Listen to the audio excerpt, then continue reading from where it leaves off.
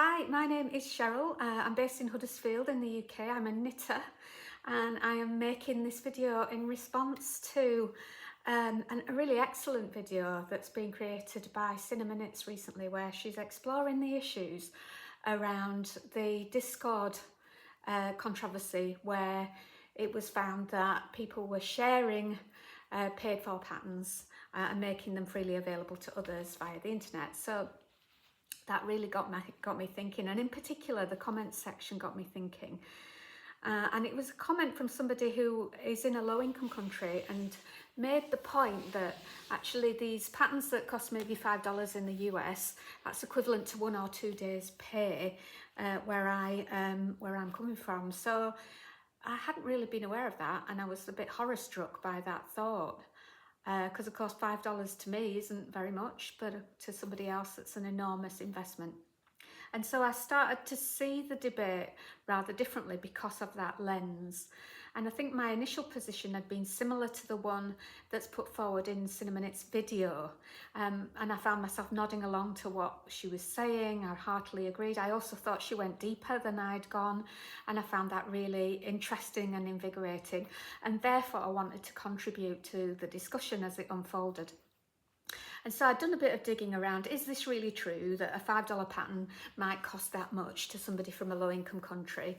And of course the answer is yes, absolutely it does. And in particular I compared the amount that a pattern costs to somebody in one of the lowest income countries, which is Albania. I think Afghanistan is the only one that comes out lower than that.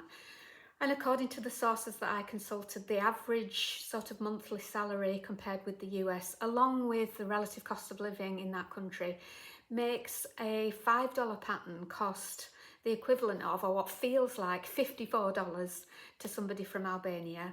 And that to earn that amount of money in Albania, you'd need to work for, I think it was 13 hours, compared with 11 minutes to earn $5 in the US. So if you're going to invest in a pattern, that is a significant investment, and I would say not accessible for somebody whose income is really required in other areas, just to keep a roof above your head or to keep your family fed. So those patterns are not at all accessible. And of course I think we can all agree that that's not a level playing field, and that's unfair. So the question then arises about what we should do about it, and I tried to come up with some propositions around what that might be, to do with, and I suppose informed by, my thinking around the whole size inclusivity debate and how we campaigned for that and how we had a great deal of success around that. And could those similar kinds of group activism, community work, advocacy by the influential, could that have a similar positive impact for poor people as it has had for fat people? And I therefore tried to construct an argument around that, and thought a useful place to make that argument was in the comments thread of that really excellent video from Cinnamon Knits. But I think in doing that, and in trying to state the proposition as clearly and as forcefully as I could, I've come across as a bit preachy and a bit like I'm giving somebody orders, like I'm telling Cinnamon Knits what she ought to do, and other podcasters what they ought to do, and what designers ought to do. And I'm reading back over my comments and thinking, yeah, absolutely, it comes across like that. And therefore it makes sense that Cinnamon Knits has responded and said, well, if you think these issues are important, if you think these actions ought to be taken, then you should do it. And she's absolutely right. So here I am. So I'm having a go at it. And I thought a useful way to do it might be around exploring that notion of, are there sufficient free patterns to get you what you want?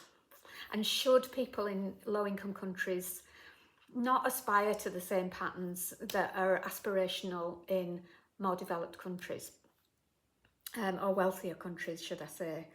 So I'm wearing an example, perhaps, a prime example, which is my recent finished object, which is the Monday sweater by Petite Knit.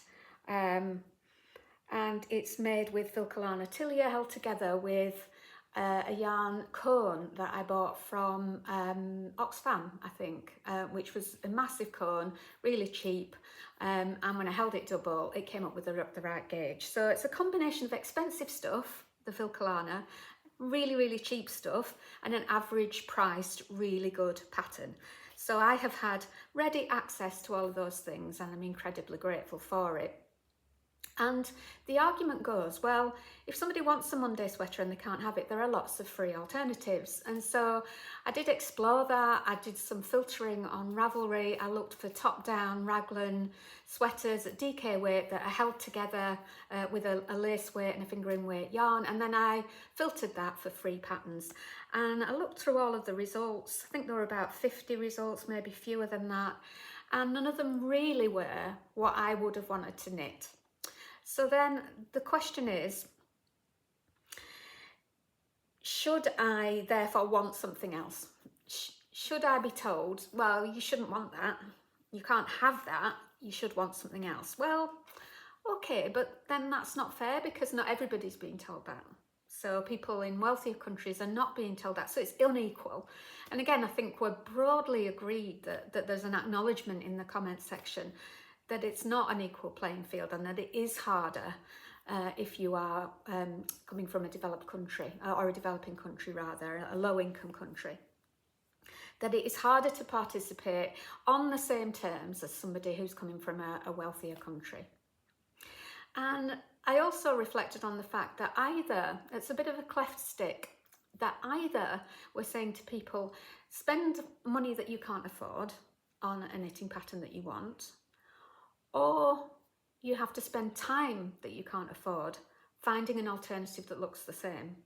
And that won't be a simple Ravelry search and filter, as I proved by spending maybe an hour looking through these things this morning. Or we're saying to them, you shouldn't want that, want something else. But you want what you want, don't you? I know that as a knitter. A prime example for me is the Amy slipover. I really want to knit it. People that I admire and like and look up to as knitters, I like their style, I'm influenced by them, have made the Amy slipover. I'm thinking of APT Atelier has made, I think maybe more than one. Certainly Knitting Traditions, Inga at Knitting Traditions has made one. I just think it's really stylish. I know there are free alternatives, and in fact I think Anna from APT Atelier did make a video where she found some alternatives. I looked at them and I thought, I could make those. It's not the same. And when you want to put all of that time and effort and money into something, you want what you want, don't you? So I think it's a bit unkind and dismissive to say, don't want that, want something similar that you don't feel is quite as good. So I think that's a problematic way to do it. However, based on the enormous amount of time that I spend knitting, thinking about knitting, watching other people talking about knitting, watching loads and loads of different podcasters, I'm wondering whether a good alternative to this Monday sweater might be the In and Out raglan from the Republic of Me, because I haven't knit it, but I think that it's very adaptable. You can adapt it according to gauge. I think you could put short rows in. It looks a bit like it comes up a bit higher at the front, but maybe you could just adapt it and put short rows into the back for that. Maybe I could produce something similar to a Monday sweater using the In and Out raglan pattern. And Cinnamon Knits had very legitimately challenged me, and I think others in the comments, that if you feel strongly about this, well, get out there and do it. So that's what I'm going to do. I'm going to try and knit something that's equivalent to a Monday sweater, but using the In and Out raglan. I'll perhaps use the same yarn. I think I've got enough left over, and I'll report back hopefully in another video on how I get along, and then maybe make some Ravelry notes about how I achieved that, any modifications that I made to the In and Out raglan to make it more similar to this. All the while wondering whether I'm doing a disservice to Petite Knit by trying to hack her pattern and share those hacks with others. So this is where the kind of morality of it becomes difficult, and why I think engaging in the kind of discussion that Cinnamon Knits has begun is so productive, because it digs into those nuances of who is harmed, in what ways, to what degree, where is the greater harm, where is the greater good. So I'm going to set off on that kind of journey through making and through sharing my making. But before I go, I just wanted to mention one more knit, which is my socks that I'm currently wearing. So this is a good example of a free pattern. It's the Wool and Vine, I think, basic socks. I can't quite remember the title of the socks. And this is my kind of go-to. Let me take it off so I can show you a bit better. It's a top-down sock, and it's got a heel flap and gusset, it's got slip stitch heel, it's got the standard kind of decrease, wedge toe decrease, and that pattern is in my head. I don't need to consult anything in order to do it. And why I think that's so empowering as an example of a free pattern is that it's the way in which it's described by Vollenvine, by Kirsten, both in her pattern and in her really excellent video that goes with it. It's an empowering pattern, it's an empowering video, because it doesn't just tell you what to do, it kind of implicitly conveys why you do it, and therefore you begin to understand it in a way that makes it more memorable. And it's empowered me in so many ways to knit lots of different kinds of socks. I've used it for colourwork. This is self-striping sock yarn from Stylecraft, which is just, I think, 2 miles from me. The Stylecraft mill is 2 miles down the road in Slough, locally. So you can use it self-striping, you can add stripes with scrap yarn, you can put mohair with it. I've actually found a free lace pattern online, and I've knit some lacy ones for a friend for last Christmas. I've looked at some of the patterns from Crazy Sock Lady and from Summer Lee, and adapted them for this pattern without needing to buy those patterns. So if you aspire to knit Summer Lee designs but you can't afford the book, then Kirsten's pattern is a really, really excellent one. Moreover, you can work it up in different gauges. So on my other foot, it's a bit grubby this one because I wear it so much, apologies. But this is using the same pattern but with an adapted stitch count, and it's based on Petite Knit's Sunday socks. So all I did was to have a look at those pictures and to try to count up from the photographs that I could see, both the ones that are produced by Petite Knit and also the project pages, and think, oh, I bet how many stitches is that? Because of course it's a lot thicker than this is Aran yarn, it's a lot thicker than the fingering weight yarn. So I adapted the stitch pattern of Kirsten's design to the lower stitch count that would be needed to make something like a Sunday sock, and I just knit it in 2x2 rib instead of in plain stockinette. So it's kind of access to a world of socks through a single free pattern, and therefore a really powerful one and a good example of something that would be much more accessible. And maybe we can spend a bit of time exploring those things that give you a really good authentic match to something that is paid for but is actually free. And maybe we can do it in such a way that it doesn't disadvantage designers. And that's one of the key concerns that's come out in all of this debate. To what extent do these ways of sharing disadvantage designers and rob them of their legitimate income? For me, the better question is, in what ways large corporate interests rob small designers of their legitimate income?